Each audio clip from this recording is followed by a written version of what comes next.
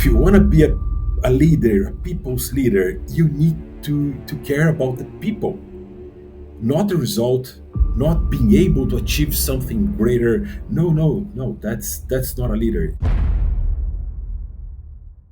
Hi there, me again. It would be great if you could hit the subscribe button below this video or wherever you're listening.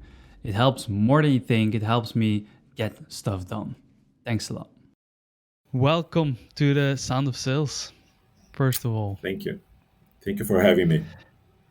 I don't have a lot of guests who are with a technical background in sales and have found a passion in fixing teams and fixing companies, basically. We'll get to that. But before we do, if I would ask your 9-year-old son right now what his dad does for a living, what would he reply to me? He would say probably that dad works with sales. He knows that because he sees me working. We work from home. He sees me a lot, and he would say that I'm passionate about helping people. I do that with him all the time. I drive him nuts, but he's probably gonna say dad works with sales and he loves helping people. If you would have to describe your job right now that you are doing at Dell, how would you do that? What does it entail? Oh, it's a little bit different than my other roles in sales. Dow has it's a matrix structure. So we have guys specialized by products. So there's account managers and pre-sales specialized by products, by servers, by storage, client, VMware, software, services. So we have account manager and pre-sales for all those verticals, and I'm responsible for the whole territory. And those guys work with me, fulfilling the needs and trying to build the opportunities. So now it's more across leadership. So the strategy is belong to me and my team. I had a pre-sales working with me. I have an account manager working with me.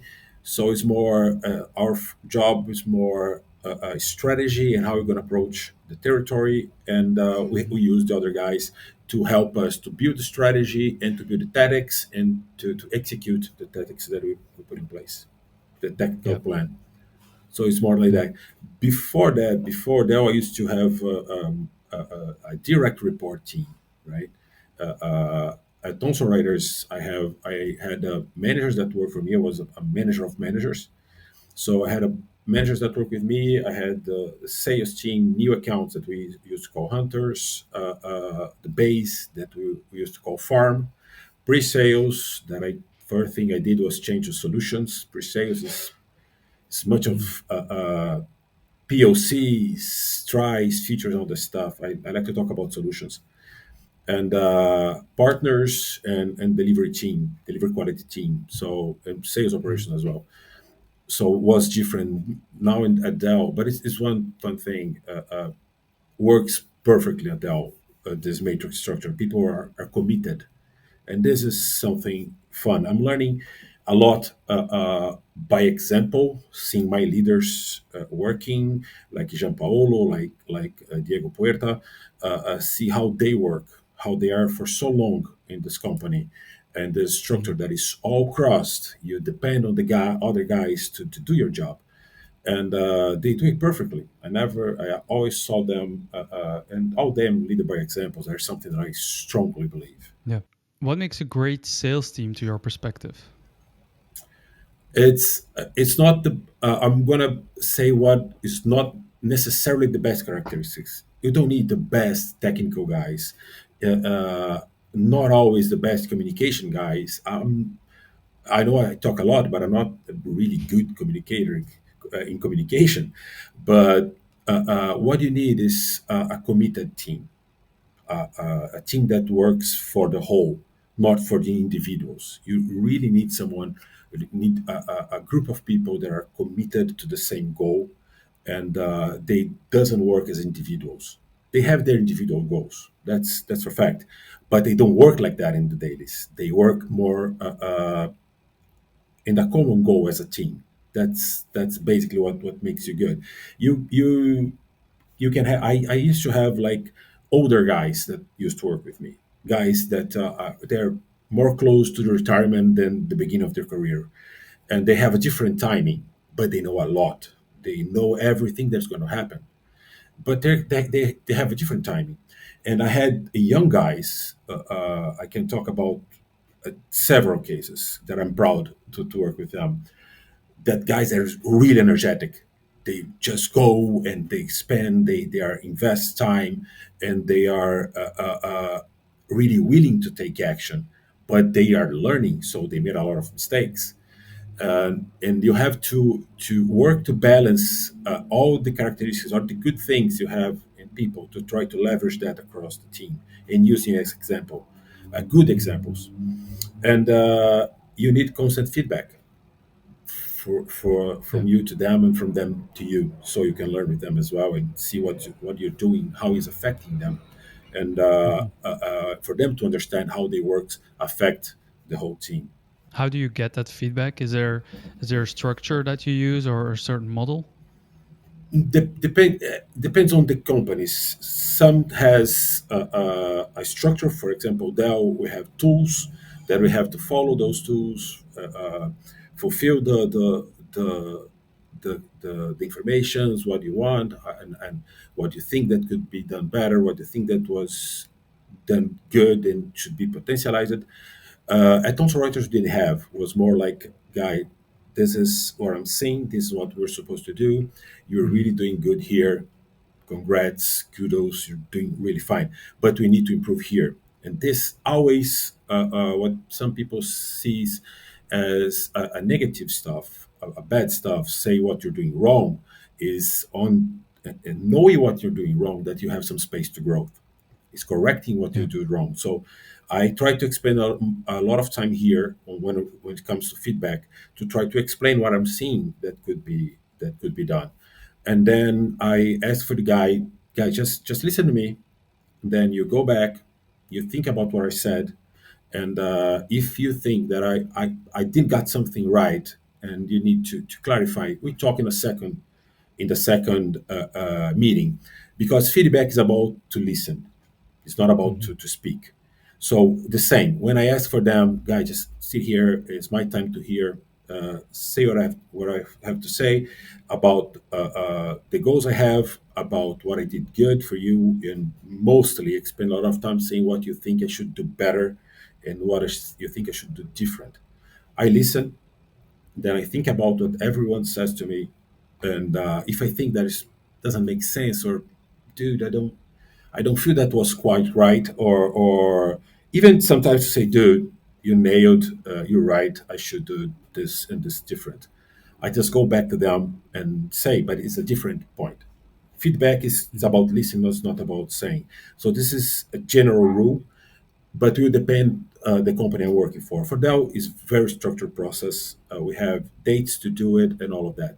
In other places was not so much, so I used to do at least a quarter feedback with the team so they know what you're doing. And as not I'm not a desk guy. I like to to be in the field with them. So sometimes this just happen on the daily basis. You see something happen, they say, dude, don't go this way, try to do this way, think a little bit about it. And on the daily basis, for you to improve them, and even having a feedback just to make it formal, is making questions. What you're doing this way? What were you thinking when you built the plan to do this way? What did you do? What did you consider going a different path? Did you thought to go about it? What did you go on that path? You choose this one, and these questions on the daily basis helping them to growth a lot. And then you can do a formal feedback, and you can go back to there and say, do you remember when we talk about this? And you go in this way. That's why I did the questions, and you make a formal process. And I strongly believe that has to have a formal process, and everything should be registered so they can know, the company can see what they do right, can uh, uh, see the history and know what their strengths, what they have to improve, and see that they did really invested in improve. This is really important for me. Yeah, there's a lot written about how to go about giving feedback, receiving feedback. There are a lot of managers that are having difficulties with receiving feedback Oh and yeah. take it very personal. Do you have occasions where you thought, like, maybe in the beginning, somebody gave you Oh, feedback and you were like, I'm not taking this from you? and there's something that I learned with my father that was not a businessman. My father was a mechanic guy. He used to work with huge equipments like big tractors, hydraulic equipments. So he was a really humble and simple guy. Didn't have much study, and was my first job. I used to work. I was a developer at that time. Was programmer, right? At a Brazilian company called Duratex. Was my first job in technology, and my boss said, "Dude, you're having problems with your planning. I cannot see. I see your job done, but I cannot see where you're going with that. What you're tackling tackling first. What you're doing. You not doing planning." And in my head, as 18-year-old guy, it was, "Dude, I'm doing my job. What do you want, right?" But I stayed quiet, and I got home a little bit upset, and my father said, "He can't see what you're doing." I said, "No, but I'm doing." So he didn't say that you are not doing it. He just said he cannot see your planning. He cannot see the path that you are going. He didn't say that you're not doing. You're doing, right? You're right, and he is right. Why instead of being mad with him, you don't see if make any sense?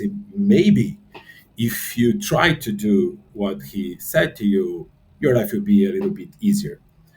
And then I start talking with some friends, and at that point, I developed something that I use by until today. That is, a bad plan is way better than no plan at all, right? And I saw really that my life improved, and I was lucky to learn that really early. So from that point, I still got mad sometimes. This guy's telling me I don't agree with him. That's why I learned later when I was doing my second MBA that was feedbacks about listening.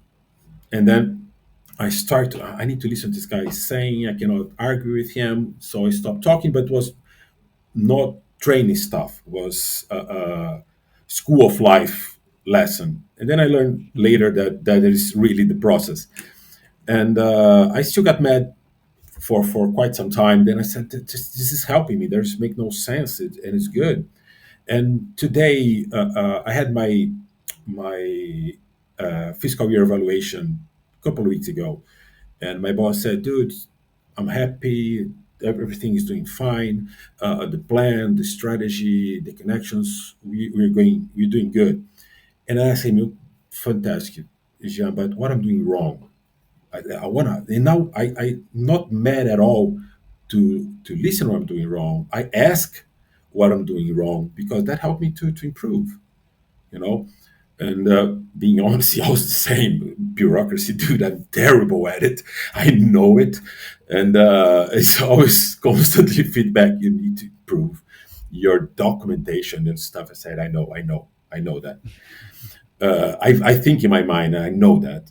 But I came from being mad and not wanting to listen that to searching for it because it's how I improve. And the only way for you to understand, to see that, and to live that is take the first and say, okay, I didn't like to hear, doesn't make good for me. It's way better being complimented by something. And you got that and you act on it and see it. That's the way. And then you start learning with experience saying, it works. It works. And at some point, when was when I find out that I'm more happy seeing other people success than I am when I'm having my own success. Because when you did something good, you did great sales, and you look at it, say, okay, I did, and you look around, and it's It's you, right? When you have a team that is reaching success, you see all of them. You see a bunch of people, and your Yeah. reach in terms of results is way better. So Mhm. uh, it basically, you need, as I said, you need to listen, need to try, and need to understand that, and you start to having more experiences. You see, that doesn't hurt me. I'm not, and that's another thing about leaders. You cannot have an ego. If you have a huge ego, you'll not be a good leader, and that's where I cracked for Yeah. good, because I said this doesn't hurt me. My success will be on based on other people's success. So I cannot have an ego in front of me. So the bad feedback or what I did wrong, what I need to improve, it stops Yeah. hurting me. I cracked the code on that one when I learned that I Mhm. was more happy seeing other people's success. Yeah, it's something that you need to learn, I think, or need to discover yourself in order Yeah. to be able to let go of that. I see a lot of young salespeople who one day want to become a sales leader that can't handle like the little bit of feedback, or Exactly. they take it as criticism and it's like, You hate my work," like to exaggerate on that. This is yeah, but it is, this is one thing. When you are an individual contributor, you have a feedback from top down, right? So a guy that manages you, or even your peers, are giving you feedback. When you start to be a manager or a manager of managers, you have feedback for everywhere, from bottom up, from top down, from your peers. So it's a way more people saying to you what you're doing wrong or what you need to improve. So if you don't learn to handle this, you'll be frustrated your whole career. And I have some case on that, on the guys came to me and said, "Man, I want to be a manager. I want to lead a team. I want to go forward." I said, "Okay, why you want to do? Why you want to be a leader?" No, because the capacity to execute will be broader. I'm gonna have no, dude, no. That's wrong. If you want to be a leader, a people's leader, you need to care about the people, not the result, not being able to achieve something greater. No, no, no. That's not a leader. If you take care of your, I think was Branson, the guy from Virgin Airlines, who Yeah. said, "Take care of your people. They're going to take care of your customer. They're going to take care of your results." I think it was him who said that, and it's true. If you want to be a leader of a team, be a people's leader, you need to care about people, not about the numbers, not about anything else. You need to know anything else. You need Yeah. to know in order to support those guys. But your concern is not this; it's those guys. They are gonna concern about it and gonna help you to achieve the results. Mhm. And if you not, I'm looking for the word in English, but you've not detached yourself from that, you not. I honestly believe you're not going to be a good leader. You may have results. Yeah, I Yeah. know a lot of people who are not good leaders and have good results in leading a sales team, but how many people left the team? How is the Yeah. turnover? How many people you're losing along the way? And when you lose someone, you lose all the time you invest on it. I Mhm. remember at Thomson Reuters, when you bring a new guy from the market who doesn't know the solution, it would take a year. Minimum was 9 months. Only one guy made the first sale in 6 months. So it take a year for you to train someone to be ready. In a year and a half, he left. Dude, you have to go back a year and a half and bring someone Yeah. else to give yours, and this breaks your results. You know, and works, but I don't believe in that model. Yeah. Did you hire someone you previously worked with because you already knew of the capabilities and they knew you as a leader? I once in the past, one of my first roles as a leader, I used to work on delivery. I had friends. I had good friends. I almost lost my friends. you know, I almost lost them, and I maybe I didn't do it because I'm not a guy who likes to come and change everything and just drop everyone and let's hire a new team. Let's bring some people that I trust. I always used to work or like to work with what I have in hands and try to do minimal changes, because those disruptive solutions, it's what it is: disrupt everything, even the good results.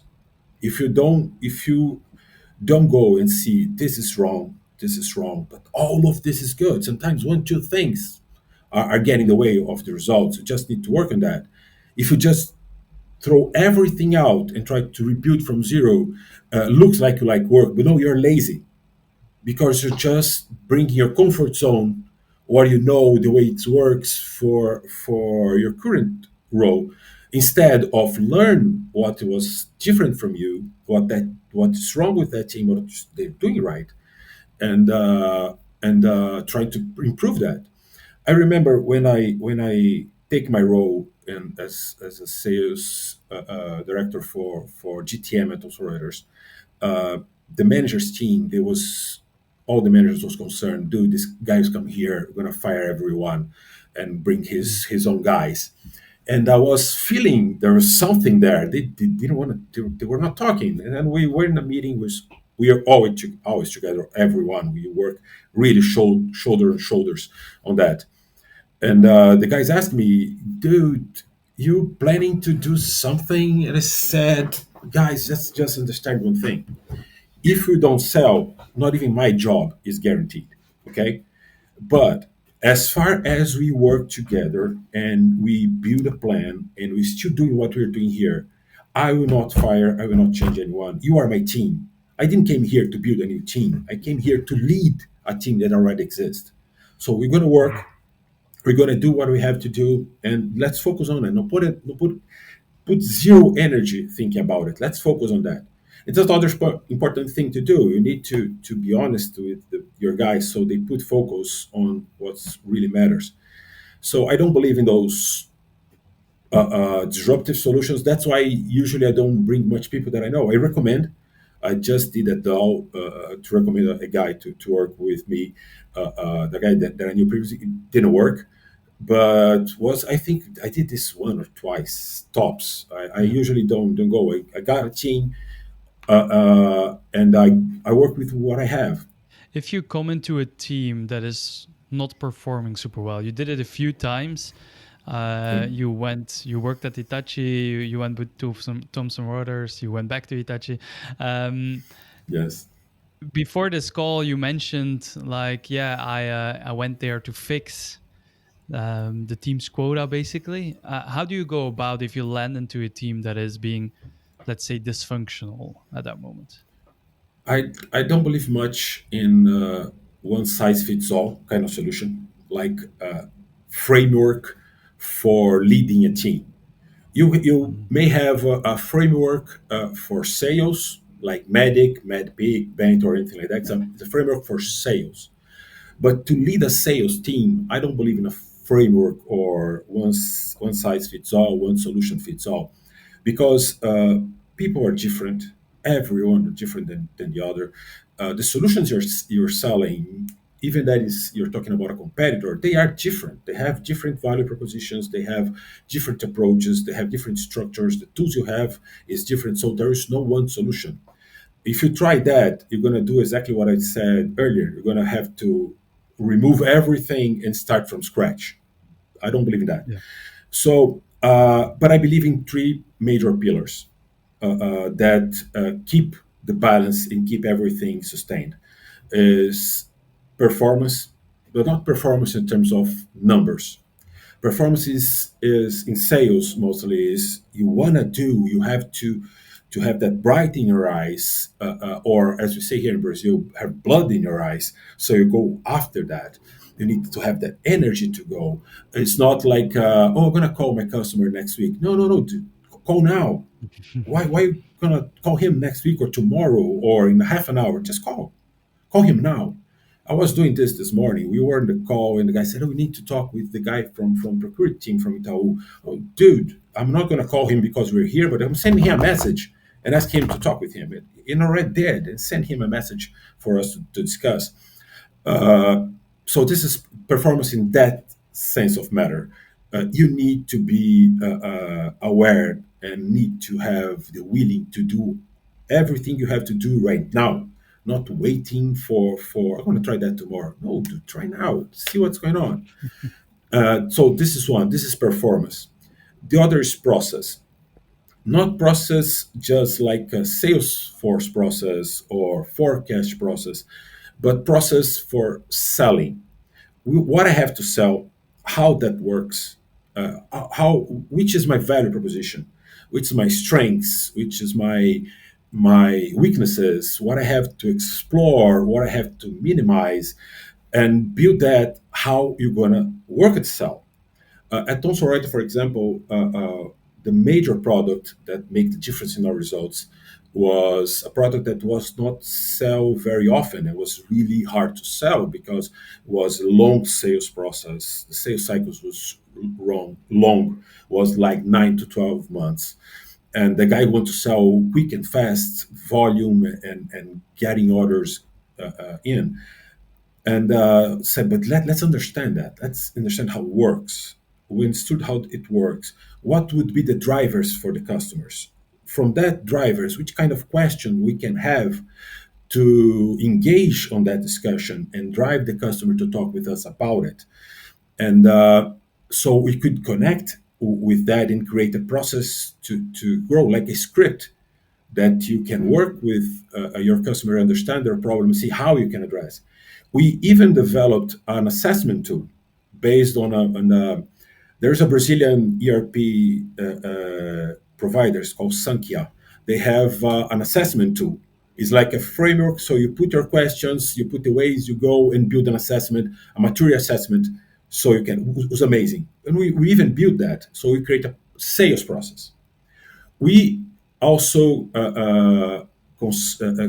work on the sales process itself. Forecast to be accurate, you have to report your numbers. You have to report your numbers as most accurately as possible. So we work on that as well. But the process, when I say, is how you sell, how you go to your customer with your strengths. And the third one, most important, is people. It's the most important one.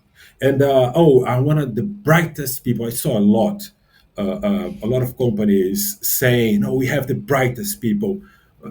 Good, but don't need to be the brightest people. You need to be anything in extreme. They just need to be committed in working with you. They need to believe in your view, to believe that you are there for them.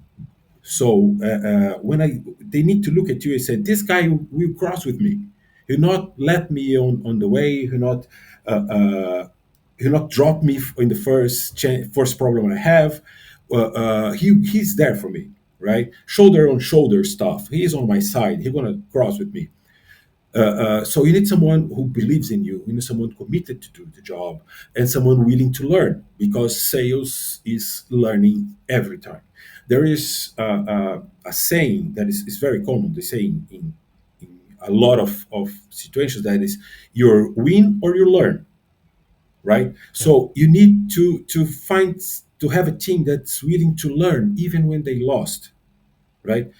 So this is the most important. And I only sustain myself in this tree because you can have the best performance in urgent team, but they are not ethical. They are not committed with Mhm. your company. They're going to drop you in the first time. They have the first best offer they have. They're going to drop you. It doesn't work. If you have the best sales process, you have tools, you have everything, but the guys are not committed to perform. It's not the best team. It doesn't work. And even you can have the best team, but if they don't have the best tools, the best process, and they are not committed to perform, you're not going to reach. And that was exactly the situation at Thomson Reuters. I had the best team ever, every one of them, everyone. I'm proud to work with every one of them. With the managers, with the sales guys, was the best team ever. But they didn't have the tools. They didn't have the guidance, the sense of urgency, and that blood in their eyes. And we came from 60% to 126%. Just changed the same team. I didn't change almost. I remember the numbers. I changed 20% of the team, and we improved in 80% the individual performance. from the team, the same guys, right? It's So, almost but they didn't have the unbelievable. right tools. Yes, yes, and I'm really proud of this one, and proud to work with those guys. Hmm. Was an amazing experience, and was these are the numbers. I still have those. Was we changed less than 20% of the team, and the movements, firing people, and side movements and all of that. And we proved 80% was 76 exactly the exact number and individual productivity. We came from 60, almost 80 to 126% in 1 year. So same guys. Wow. So that's why I don't believe in big changes. I don't believe in disruption. You can be disrupted in the technology, in a product, but in a team, disruption is not always a good thing. What do you think is the difference between the 1% of salespeople and the B plus players, to say it like that? Most, I think, is commitment. It's willing to do what they have to do. Is committed, and this will go straight to the leadership. Straight. You can have. I remember a guy at Thomson Reuters. Who was a guy from US, Chris something. Uh, he was every year top performer. Every year he was A plus plus guy. Oh, every year for I believe was 7 years he was in the company. And if you talk with him, he's gonna say to you, as we did in the President's Club. I talked with him, and he said, "Dude, my leadership, they support me. They give me all I need to do. I know when am I in my lowest, they are there with me." So was someone committed to do it who has support to do it. I don't believe just the B plus guys is a B plus just because of one stuff, one factor, right? Oh, because they are not good enough. Not necessarily. Uh, I believe in is a sum of more than one factor that makes a difference from the A guy to the B plus guy, Hmm. and that was the situation. Chris said that to me because everyone has ups and downs, right? They have highs and lows. And Chris said, when I was in my lowest point, my leadership was there to me and helped me to go through it and to see because uh, uh, if you are doing something alone, you have only a pair of eyes to see everything ahead of you. If you're working with your leadership, if you're working with your peers, you're working with more people, you have two, three, four, six pair of eyes looking at the same problem. So you have different perspectives on it. You're going to cross easily than you're going to do just by yourself. So I believe there's not only one thing. Is something on the guy and is something on the team as well. I have a case of people that Thomson Reuters was, or I have every kind of example you want, that they were not doing it. They were like 80%, 89%, 70%, but they were not doing it. And we sit there and say, okay, let's a bad plan is way better than no plan. Let's start planning. And we went through their territory and we see what they have. We plan their results, and they went to President's Club with me. There was one guy, he was, I believe, 2 or 3 years getting second place for President's Club, always losing for the same guy. And I said, dude, what are you concerned for? Let's plan. And we got all these opportunities. We put on the whiteboard, and I said, you have some constant small orders coming in. How much is that? 100K, 150K. Let's be conservative. Let's put 80K so we can make the sum and see where we're going. And we made the sum, and I said to him, save this number, we're going to make 204% of your quota. I said, dude, I never did that. You're going to follow the plan we designed for you. If you do it, you're going to do 204%. He did 207 and he won. The other guy went too as well. The guy was constant going, but he got the first one in the world in his category. Huge quota. Was the most difficult category in the world. It was number one in the world, 207%. So Wow. he was doing something wrong before. He was not a. He was always an A plus plus guy. Now he's in the US, by the way. He's changed culture, changed everything, and his performance as well. So he was a B plus guy or a B guy. No, was a sum of factors that were making him perform as a B or B plus. I believe anyone can perform as a top performer. There's no one thing that make that happen. I believe it's a sum of stuff. What would you say is currently the hardest part of your job? Today at Dell is I'm facing problems with the matrix structure because anything that I design has to go through other teams, and they had their teams, their leaders there, and not always our priorities go in the same direction. Mhm. Uh, and I don't know. Sometimes my life is way easier right now. Is I have time, as I said to you at the beginning. I go take my son to school. I go pick him at school, and I go to the gym in the morning. I have time to do some of those stuff. When I was leading a sales, directly leading a sales team, uh, I didn't have much time for anything. My life was running and was that stuff was, but I don't know. I generally miss that mess that is working with a lot of people and having a lot of guys working with you. It's like you have 30, 20 sons that you have to take care. And Yeah. this is also true.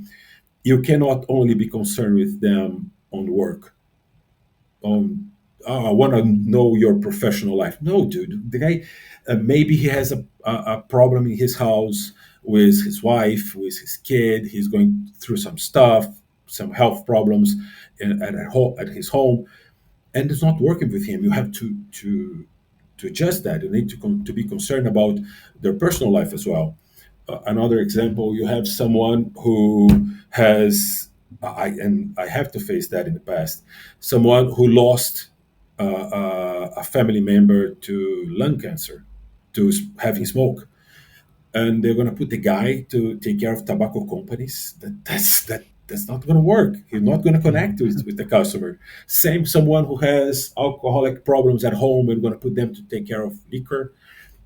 No, we're not going to work.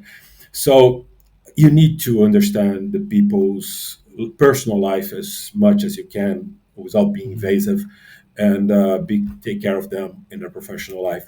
So today, I would say is not something that is more difficult to do. I have like I'm going to make 33 years in my career this year. Uh, so I learned to deal with problems and all the stuff. I'm gonna just change your question a little bit. Say what I miss more. I'm missing to lead a team and to work with those Yeah. guys on directly results and all.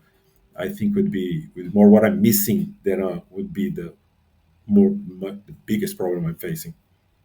Yeah, the vibe of the team, the vibe of winning and that sort of stuff, right? Getting out there, getting contracts signed. That's awesome. The happiest day for us. I used the I'm going to use Thomson Reuters as an example as well. We have we have to close every month, close quarters, and close the year. The closing day was the craziest one and was the funnest one by far. I got there really. I was in another city. I had to drive 1 hour, an hour and a half to get there. I got that earlier, and I even sleep there because we stay until the last order being processed. What we can do, and was times that if I wasn't there, they are not going to process that order, and the result going to go to the next month.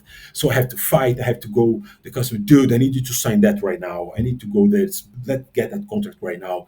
I even a couple of times I stayed in front of a customer waiting for them to sign. Me personally, I stayed in the front of a customer saying, "I'm not going to leave here until this guy signed that with me," and call him and say that your boss is there waiting for the content. It's not you, it's your boss there waiting.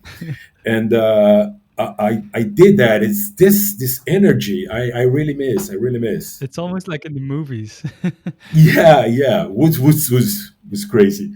As a last question, is something completely different. But if I could give you a billboard at the side of the road and you can put anything on it except marketing related slang and that sort of stuff, of course. But I just give you this room where you can put a quote on it. What would you put on that board? Could be a picture because I have a picture to that. Yeah. No, not sure if that picture can be summarized in a word or anything. At the end of 2017, I made a barbecue for my whole team and their families. Not only them, their families as well. Hmm. Because when we work with sales, seems that you're working, but your whole family are at home, having your stress, having your anxiety, seeing you in meetings too late to talk with customer, seeing how you have to be resilient. So they are affected as well. So I made it in a way to thank them for supporting us. And I have a picture with everyone, with their kids, families, and all of that. And doesn't matter the work I do with them at a company if they are not happy at their homes. If I have to summarize in a word, I would use that picture, and I would say exactly that. Doesn't matter the work I do with them at home if they're not happy with them at work, if they're not happy at home. That's has to be one end to end thing. That's I love why that. to be a leader, you need to be concerned about people. I think it would be super inspirational for people working with you to work with you.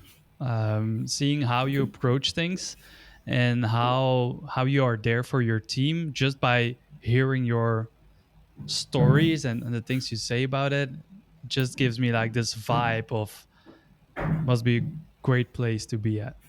I don't. I have some, and I ask them a lot of times. You have, if you go to my LinkedIn profile, you're gonna see some testimonials from them, from my former boss as well, and from them Hmm. that work with me.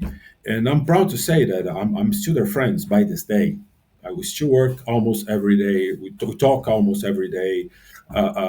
And the funny thing is, some of them changed their lives completely. And I'm happy as well because I'm seeing them happy in what they're doing. And Yeah. I'm proud. If you ask me what is the second thing in your life that you're most proud of it, the first one is my son. No arguing on that. Amazing kid, amazing human being. So it's the proudest stuff I'm in. The second one would be working with my team. Any team Yeah. that you can give to me, I believe I can make it happen. And if achieving the results is a second stuff. But I think I could make anything happening because I'm genuinely concerned about them. There is no one, Yeah. and risking to be called out because you're going to publish this, right? And risking to be called out, there is no one who knock on my door and said, "Man, I have a problem. I need your help to talk." And a lot of them can tell you, I'm going to say, "Okay, say what is happening." And then I'm going to look at the problem and say, dude, I'm not sure if you can do what you're asking. I can do A, B, and C. Give me time to work, and we're gonna Mhm. reach there. And I'm gonna keep you posted. Being honest, you're asking me this. I believe you can go there. Give me time to work. And I honestly don't remember not fulfilling my word with this one. I'm really honestly concerned about my people. Even I love today, that. that we are in matrix. I always reach out to guys, what's going on, what do you need, what's happening, are you good, how can I help you, because it's what drives me. I really like that. I love that. On that note, I would love to thank you, Vittorio, to for joining me on this episode of The Sound of Sales. No. Thank you for having me. It's good to talk about this. You saw I'm passionate about it, so I really enjoy talking about this. And if you are open a door for me to help anyone else sharing my experience, it would be great as well. I really appreciate your having me.